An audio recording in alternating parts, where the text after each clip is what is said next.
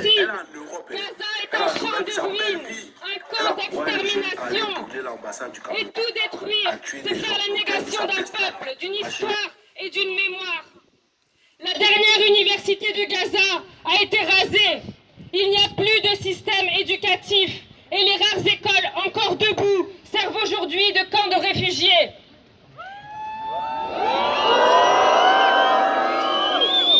Israël a bombardé plus de 351 institutions éducatives, des écoles, des lycées et des universités, dont 65 écoles de l'UNRWA, l'Agence des Nations Unies. Plus de 260 enseignants ont été tués. En moyenne, ce sont 60 élèves et étudiants qui sont tués chaque jour à Gaza. Alors oui, indignons-nous. Dites à vos collègues, à vos voisins, à vos amis, à vos familles, et si c'était vos élèves, et si c'était vos enfants, que diriez-vous? Que feriez-vous? La révolution!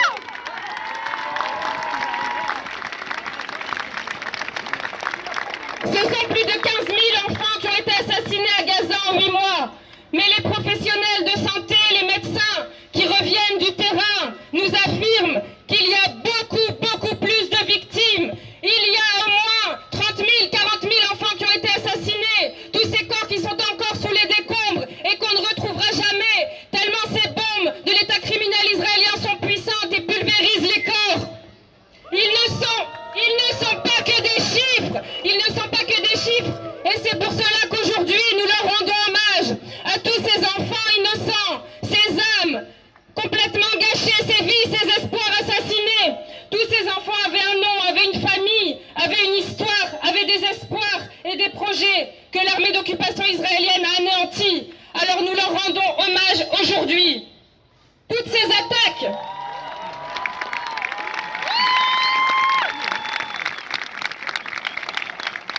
Toutes ces attaques qui anéantissent le système éducatif contribuent à ce qu'un rapporteur de l'ONU a appelé l'épistémicide permanent du peuple palestinien par Israël. Et oui, l'épistémicide, c'est la destruction intentionnelle des systèmes de connaissances, des savoirs et du patrimoine culturel.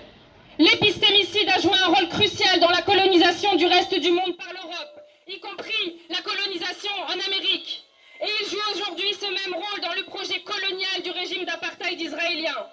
Les efforts déployés par Israël pour discréditer et saboter la production de savoirs palestiniens, ainsi que les attaques contre les établissements d'enseignement et leurs communautés respectives en sont la preuve. Les bombardements des universités à Gaza ne peuvent pas être simplement considérés comme des attaques contre des briques et du ciment. Il s'agit bien d'anéantir les archives, mais aussi tout le travail intellectuel de la communauté éducative palestinienne. Et cela ne date pas du 7 octobre, non. Cela fait 76 ans que des élèves, des enseignants, des chercheurs sont kidnappés, pris en otage, torturés, assassinés, emprisonnés, humiliés, privés de leurs droits fondamentaux les plus élémentaires. Les chercheurs palestiniens réfugiés n'ont pas le libre accès à leur patrie pour mener des recherches ou pour participer à des conférences. L'apartheid éducatif dans toute la Palestine empêche la construction d'écoles, impose des checkpoints et impose la violence des soldats aux enfants. Israël censure les programmes scolaires et impose la version officielle sioniste. Toutes les tentatives d'Israël de détruire le savoir palestinien constituent une composante essentielle de son génocide prolongé du peuple palestinien. Mais malgré ça, malgré le blocus imposé, malgré la terreur imposée par cette armée criminelle israélienne au quotidien, le peuple palestinien continue d'être l'un des peuples les plus instruits de la planète.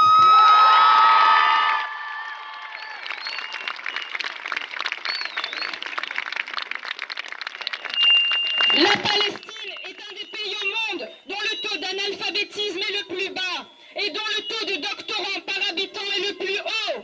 Car oui, l'éducation et le savoir...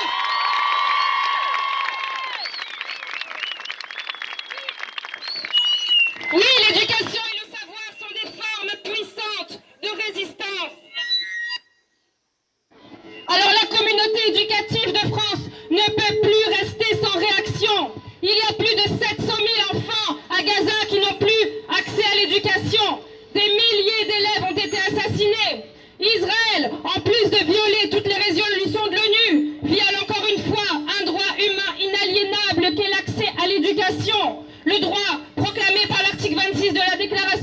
des droits de l'homme. Et il bafoue encore le droit humanitaire international sur la protection générale des écoles et du personnel éducatif. Alors il existe un collectif qui s'est créé à l'appel des syndicats palestiniens enseignants, un collectif qui s'appelle l'éducation avec